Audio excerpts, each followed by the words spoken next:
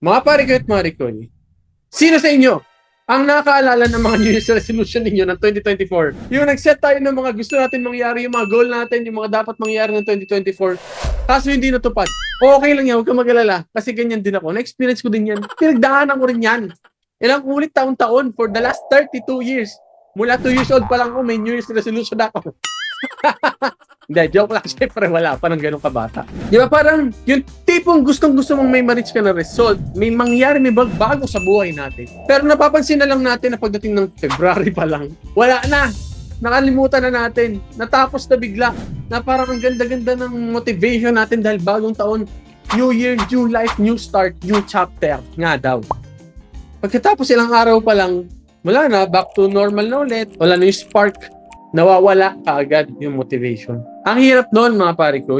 Ngayong araw to, pag-uusapan natin kung paano ba yung mga maliliit na habits, yung mga pwede natin gawin na maliliit na bagay, siyang mag-result into something na gusto natin mangyari sa mga buhay natin. Kung paano ba natin pwedeng tingnan ng mga araw-araw natin, tingnan yung mga dapat natin gawin para by the end of the year, 2025, masabi natin na may nangyari, may nagbago sa buhay natin. Ang hirap kasi na taon-taon na lang, gusto mo ng ganito, gusto mo ng ganyan. Pero taong matatapos na yung taon, pag magre-review ka, ay parang hindi ko pala nagawa. Nakakalungkot naman. So, baguhin natin yan, mga pare ko. Dito sa pag-usapan natin ngayong araw na to, mga pare ko, ay itatry natin baguhin ang outcome ng ating bagong taong 2025.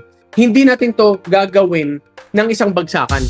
Gagawin natin to ng unti-unti, araw-araw, maliliit na steps hanggang sa mag-grow tayo, hanggang sa ma-reach natin ang mga goals natin. Yun ang dapat nating isipin. Dahan-dahan at tuloy-tuloy. Ako nga pala, si Chicoy Gonzalez, ang founder ng Kupa Express, and I've been doing my business for over 10 years na.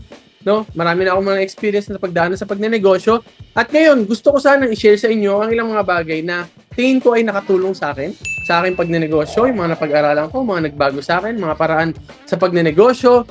And today, the power of habits. Paano ba tayo pwedeng baguhin yan? Diyan iikot ang usapan natin ngayong araw na ito. Handa na ba kayo, mga pare ko? I-comment nyo lang sa comment section. Let's go! Let's grow! So, kung yun ang gusto natin mangyari, paano ba natin gagawin yun? Ibabase lang ba natin sa feelings natin?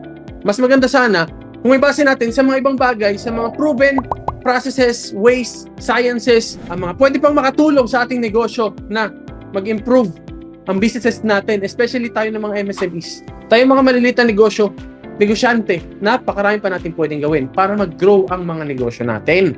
Sobrang dami pa natin hindi alam, sobrang dami pa natin na-explore, tinatry, at nagkakamali pa tayo ng sobrang daming beses bago pa natin actually ma-reach man lang yung point na pwede tayo talagang mag-grow, pwede tayo masabing stable, pwede natin matawag ang mga sarili natin CEO, ano? Sa ngayon kasi hindi pa siguro tayo handa sa mga ganung klaseng title, ano? Malayo pa sa mga ganung level. Pero syempre, parte ng culture natin dito sa Koi Founders Club, ang kailangan matuto tayong mag-aral parati at ma-appreciate natin yung value ng progression. Magtutulungan tayo. We will share our thoughts, our experiences. Closed group tayo dito sa Koi Founders Club. We have to learn from one another, encourage one another. Tulad ngayon, I'm encouraging you, mga pare ko, share about your business. Tell us about you. Tell us about your business. Kahit yun man lang. Sobrang simpleng bagay, pwede natin gamitin yan para mag-move forward tayo sa ating mga ginagawang negosyo. Yan ang huwag kayong mahihiyang gawin. Meron ba sa inyong nahihiya pa rin hanggang ngayon? Huwag niyong ikahiya yan. Take the opportunity to be known sa pagnenegosyo. Take the opportunity na makita kayo ng iba. Yan ang kailangan nating establish talaga na pwede nating i-apply sa atin bilang mga small business owners, mga food business owners, mga retail stores, o ano pa, basta small business lang tayo. Ibig sabihin nun, less than 200 pa employees mo, less than 100 ba? Less than 200 million, less than 100 million, yung value ng company mo, MSME pa yan, maliit pa rin tayo. Kasi napakalaking parte ng ating pagnenegosyo, buhay negosyante, ang dapat tayo mismo ang mag-improve. Kung hindi tayo mag-improve, yung negosyo natin, maglilimit lang yan sa kung anong kaya lang natin gawin. Small business lang tayo tayo lang ay inaasahan ng negosyo natin. Wala naman tayong team. Kung may team ka, that's very good for you. Pero kung wala kang team, ibig sabihin, ang limitation ng growth ng negosyo mo, base lang yan sa kakayanan mo bilang isang business owner. The limitation is you. So, let's keep on improving. Yung goal namin dati na mag-grow, lalo na ako pagdating sa social media, laging kasama sa goals ko yan, no? Pero, ang daming mga hindrances na gina-justify ko lang yung sarili ko, ba't hindi nangyayari, ba't hindi nag-grow, ba't hindi nag-result. Pero in reality talaga is may problema sa kung paano ko ginagawa yun. Ang nangyayari dati kasi is laging buhos, tapos biglang nawawala. Ang taas ng intensity, talagang bagsak yung intensity dyan, dire-diretso yung intensity sa umpisa. Pagkatapos nung mawawala na naman. Kasi ang hirap ulit magbagsak ulit ng ganong kalaking intensity ulit para magawa ulit yung same result. So ngayon, 2025, babaguhin natin yan. Let's focus on progression. Gawin natin yung kahit sa umpisa, motivated ka, okay, that's good. Pero nung after kasi ng mga 3 buwan ng motivation na yan, nawawala, humihina yung apoy ng motivation. Ganyan din ako. Minsan, madalas, minsan. Basta nangyayari din sa akin yan. Tao lang tayo eh. Hindi naman tayo robot. Hindi naman tayo AI. Kapag sinabi mo gawin mo to for 1 year, gagawin niyo yan for 1 year. Pero, pagtutulungan natin yan mga pare. Sabi nga dito sa quote na to, babasahin ako sa inyo. You do not rise to the level of your goals.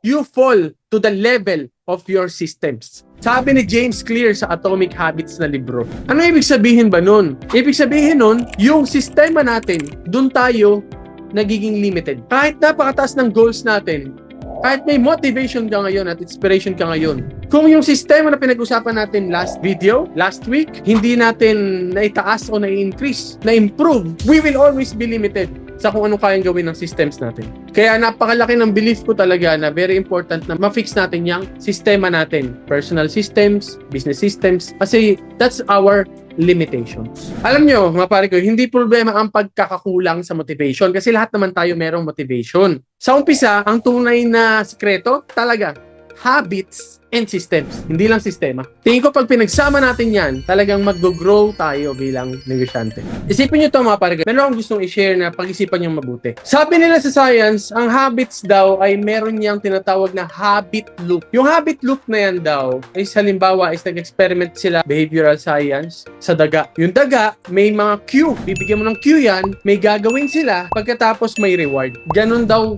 na-form ang habit. So tayo, with that being said, ibig sabihin pala, pwede nating dayakin na mag-build tayo ng habit. Paano daw gagawin yon? Kailangan merong cue, merong activity, and then merong rewards. Gawin lang daw natin ang paulit-ulit yun. Isipin nyo lang, nasa classroom kayo. Mga bandang, let's say, mga alas 9 na ng umaga. Example, ang standard sa school na yon, pag tumunog ang bell ng 3 beses, cling, cling, cling. Ibig sabihin daw nun, recess time na. So, ibig sabihin, pwede ka nang tumayo sa upuan mo, lumabas ng classroom, at bumili ng pagkain at mag-enjoy ng food na gusto mong kainin ngayon. So, meron ka nang pwedeng ma-build na habit. And, pag nagawa mo yon, hindi na siya kailangan ituro ng paulit-ulit. Bakit? Kasi meron ka ng cue, meron ka ng routine, at meron ka ng reward.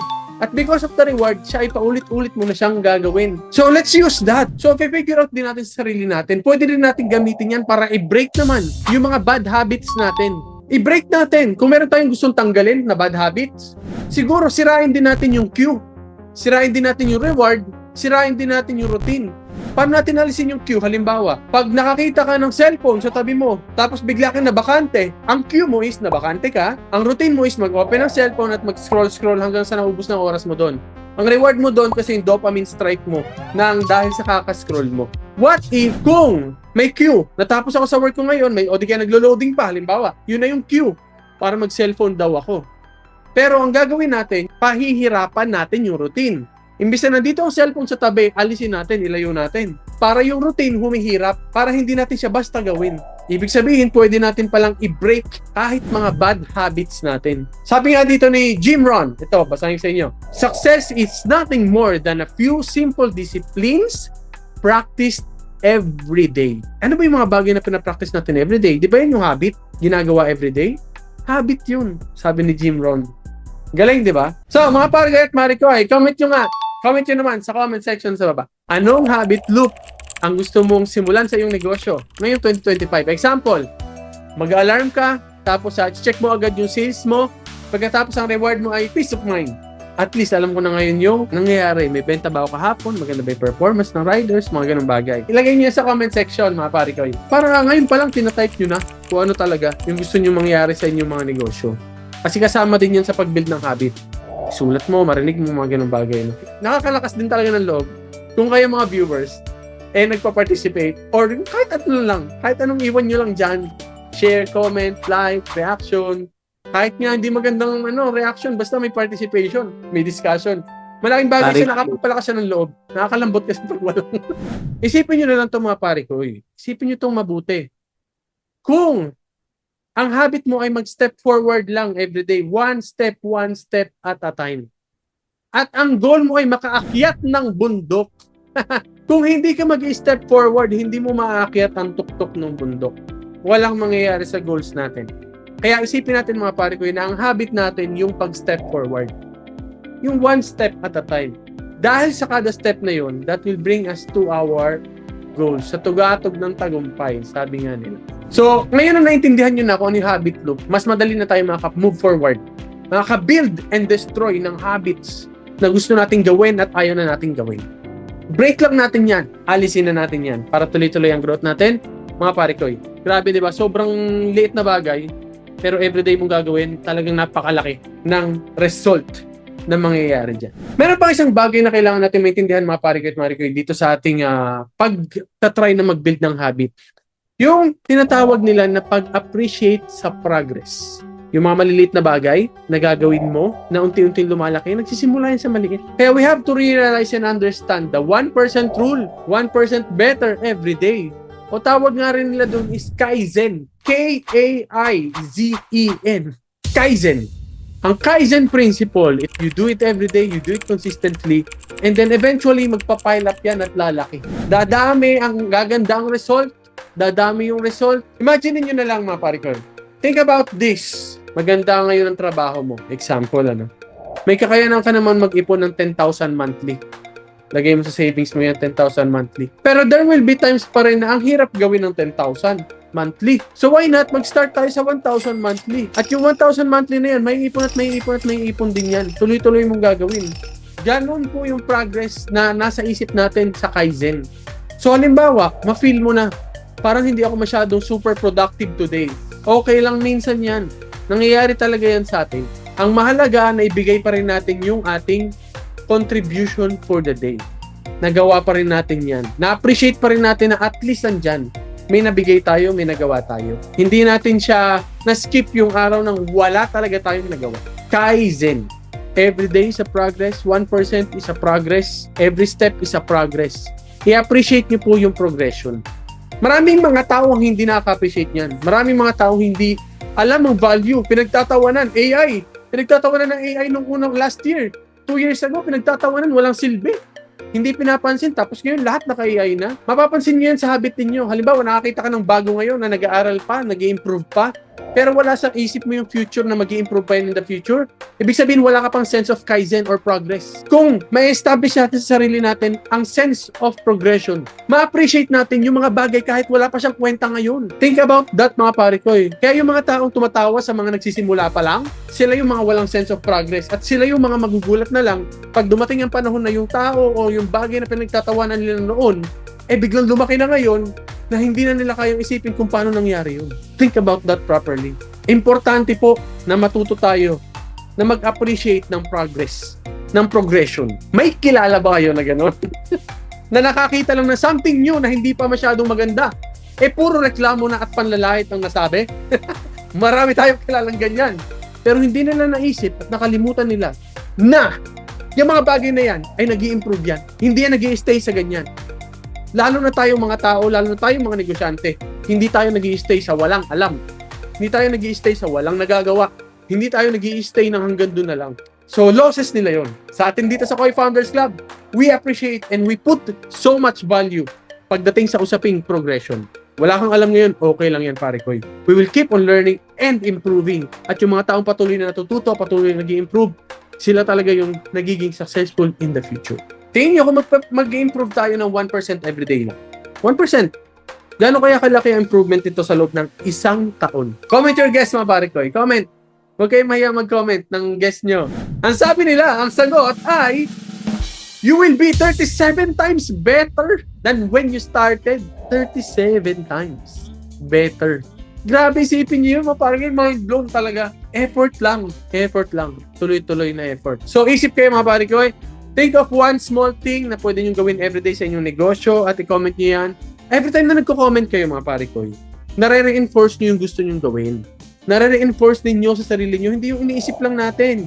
Last video, sabi ko sa inyo, mahirap yung puro isip lang. Ni-stuck lang natin sa utak natin, hindi. Sabihin natin, isulat natin, ipagmayabang natin, kahit di pa mangyari. Kasi wala naman tayong pakialam sa magiging reaction nila eh. Di ba? Small, consistent habits, yan po ang very important. Kasi natatalo niyan yung mga sobrang laking buhos, big effort pero one time lang. Doon tayo sa small, consistent habits. Yawn! Sabi nga ni Jim Rohn. Jim Rohn babasa doon. Hindi ko alam. Sino ba nakakilala kay Jim Rohn? Motivation is what gets you started. Habit is what keeps you going. Kasi yung habit naman, hindi na pinag-iisipan eh. Nagdedesisyon ka pa ba ngayon na kailangan ko ba magdisipilyo? Pinagdedesisyonan nyo pa ba yun? Pare ko eh. Di ba hindi na? At kapag hindi mo ginawa yun, ano nangyayari? Iba yung feeling, di ba? Parang kulang. Parang something is wrong. Kapag hindi ka nag-toothbrush mo na yun. Ganun po, pag habit na siya. Pag kailangan mo pa siyang desisyonan sa umpisa, hindi pa habit yon. Binibuild mo pa yung habit nun. So, okay lang yan. Push lang ng push. Tanong ko sa inyo, kanino kayo mag-i-invest? Doon ba sa taong nakaasa sa motivation? O doon sa taong kumikilos kahit walang motivation? Isipin niyo yun mga pare ko. Isipin natin yun mga pare ko. Ikaw mismo. Kanino ka mag-i-invest? Isa yan sa mga dapat talaga natin panghawakan. Kasi total na pag-usapan natin yung investment. Yun ang lagi kong tinatanong eh. Yung bang kinikilos ko ngayon, is that something na willing ang tao na mag-invest sa akin because I'm doing the right things? O nakabase lang ako sa motivation ko? Di ba? Example, atleta ka. Nasali ka Olympics. Yung bang date ng Olympics, magmumove ba yan para sa'yo? Hindi yan magmumove para sa motivation mo. Hindi yan magmumove sa inspiration mo. Aabot ka ba ng Olympics kung nagte-training ka lang kapag gusto mo lang? When you love it? Aabot ba tayo sa ganon? Yung bang pag sobrang pagod ka na, ititigil mo na dahil pagod na ako eh. Ayaw ko na. Mag-start na lang ulit ako kapag sinipag na ulit. Ka-invest ba yon mga pare ko? Isa ka bang negosyanteng ka-invest? Yun kasi yung point of view, yun yung mas malalim na dahilan, di ba? Compared sa just doing it for yourself. Ka-invest ba tayo? Nandun na ba ako sa stage na yon ngayon? Baka hindi pa. Baka kahit pa sabihin natin, nagsisipag naman ako, hindi pala ako consistent. Wala pala akong habit na gusto makita ng mga investors. So, desisyon na natin yon mga pare. Huwag natin hayaan na motivation lang lagi ang pinanghahawakan natin para mag-improve tayo. Always remember, motivation is the spark. Spark, hindi niyan purpose na paliwanagin ang buong gabi mo. Sistema ang solusyon. Ang magpapatuloy na lumiliwanag ang iyong buhay pag negosyo, buhay negosyante. So ano ba yung mga common mistakes mga pare ko kapag ka nagbibuild tayo ng habit? Mistake number 1 sa pagbibuild ng habit, gusto natin agad biglaan, malakihan, giant changes.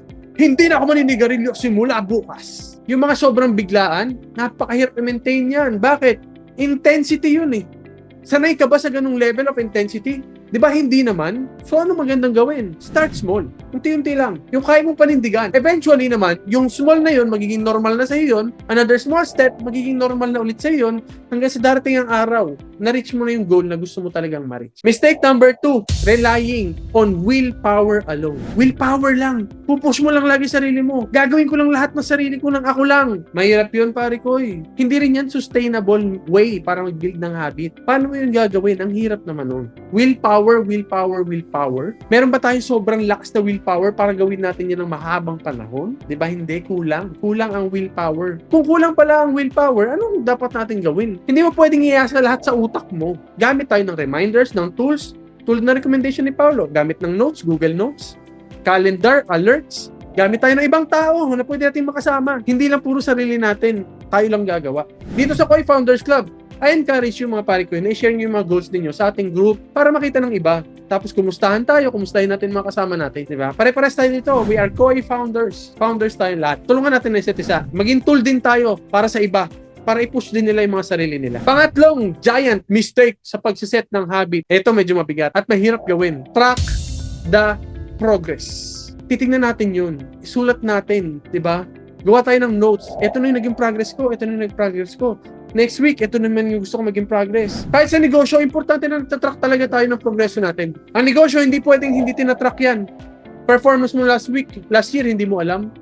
Importante na alam mo, para alam mo yung mga bawat mong baguhin, mga ginawa mo noon na mali, para maalala mo na hindi mo ulit gawin. 3 mistake sa pagbibuild ng habit. Huwag na natin gawin yan. Ano ulit yung 3 mistake na yun? Una, starting too big. Intensity is too big, too huge, extremely huge. Pangalawa is relying on willpower. Gamit tayo ng mga tools, gamit tayo ng ibang tao para matulungan nila tayo. And pangatlo is not tracking your progress. Track natin yan. Huwag natin hayaan na nangyayari lang. I-record natin yung progress ng inyong mga habits na binubuo this 2025. Tandaan nyo mga pare ko, sabi ni Peter Drucker, what's get measured gets managed. Pwedeng i-improve ang mga bagay na nasusukat. At kung nasusukat mo yung improvements mo, may improve mo yan. May tip ako sa inyo. Try nyo yung 2-minute rule. Sa 2-minute rule, pagka yung mga habit, it takes more than 2 minutes, less than 2 minutes to start naman, gawin nyo na agad, immediately. Implement na. Less than 2 minutes lang naman eh. Ano ba yung habit nyo na pwede nyo gawin within 2 minutes? Gawin na natin. Huwag natin patagalin. No? Tapos mag-stick tayo sa mga mas madadaling gawin talaga. Huwag kayong kalimutan, i-reward ng sarili nyo. Ha? Sabi nila, mas itatatak ng isip natin yung mga bagay-bagay kapag ka may rewards. Kasi yung rewards, it triggers a positive emotion. Mas matatandaan natin. Diba mga pare ko? Dati pag uuwi ako, pag galing ko ng office, re-reward ko sarili ko ng knickknacks at saka Milo. Parehong asukal. Diba? At least may reward. May reward. Ganong kalit na reward is already a reward. Hindi kailangan na reward na cellphone agad, ganun, laptop agad. Hindi kailangan na ganun. Tandaan nyo mga pare ko review na konti. Quick recap. Habit, number 1, ay yung habit natin, meron niyang habit loop na tinatawag. Tapos pagtagandaan natin lagi yung Kaizen. 1% every time is it compounds over time. Motivation, nag-start yan, pero system pa rin ang very important talaga. Yung mga easy habits, nananalo talaga yan. It brings so much value in the long run. Huwag natin yan kakalimutan. Importante. Naniniwala ako mga pare ko na we all deserve to thrive. Lahat naman tayo pwedeng mag-grow talaga. Lahat tayo pwedeng ma-reach yung mga pangarap natin. We all deserve that, especially kung mag-e-effort talaga tayo na mag-grow at mag-improve on a daily basis. Maliliit na bagay, ang bawat progress na yan. Importante yan sa atin. Itong mga video na to, sana mapakinabangan yung mga pare ko. Mag-grow tayong lahat sabay-sabay. Ang kalaban kasi natin dito, hindi lang kakulangan ng talento mga tools, basically. Ang kalaban natin dito sa ganitong sitwasyon, inconsistency. Yun ang kalaban natin. Ang hirap kalaban, inconsistency. Kaya kailangan natin magtulungan mga pare ko. Kailangan natin yung isa't isa sa Koi Founders Club para makamove forward tayo lahat, sabay-sabay. Diba? Imagine niyo ang isang negosyo na tumatakbo ng maayos kahit wala ka naman doon every single time. Yun, sobrang laki ng kapangyarihan nun. Ganon gumagana yung systems. Ganon gumagana ang habit. Hindi natin kailangan puwersahin ang ating mga sarili all the time. Mga pare at pare ko, invite ko kayo sumali sa Koi Founders Club. Facebook group natin yan. Nandyan po yung mga notes ng ating mga usapan, mga replay. Pwede rin kayo mag-share doon ng mga experiences ninyo sa pagnenegosyo. Don't forget to join the Facebook group Koi Founders Club. At syempre, mag-engage na rin po kayo. Post kayo doon ng mga experiences ninyo, mga sharings ninyo. Huwag kayong mahiya, magkwento. Okay lang yan. Dahil we are willing to help each other naman. Ganun tayo dito sa Koi Founders Club. Thank you so much mga pare Koi. Start small, stay consistent, build habits. Because habits build businesses and businesses builds and create freedom. Mga pare at pare Koi, ako nga pala si Chicoy Gonzalez, ang inyong Koi founder. At hopefully po ay magkita-kita ulit tayo sa susunod na video. Bye guys!